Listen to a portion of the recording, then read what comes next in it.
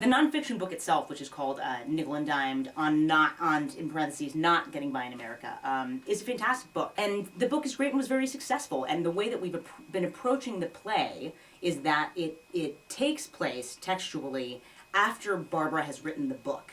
Barbara isn't satisfied having written the book. In fact, having written the book and it being received so well, and the endeavor of the book being so successful and raising so much consciousness has only made her want to go back and relive the experiences even more. She takes 3 trips, and so that divides neatly into Acts 1, 2, and 3. In Act 1, she's in her hometown of Key West, Florida. In Act 2, she's in Portland, Maine, and in Act 3, she goes to Minneapolis.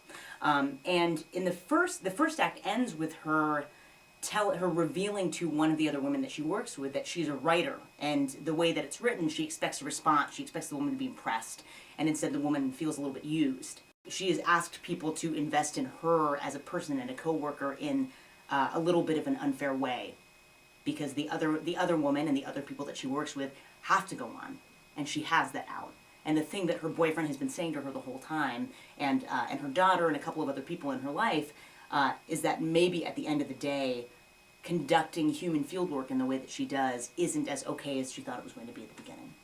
The people who come on stage, who come out of the kind of corners of her memory, who come out of real life, have to be as real as possible.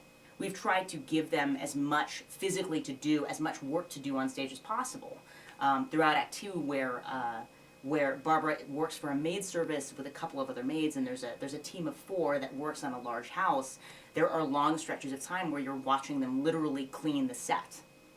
And so bringing physical work on stage like that, having that foreground and background of work going on all the time, is something that we're hoping will add that work experience that the actors may not necessarily have going into the process.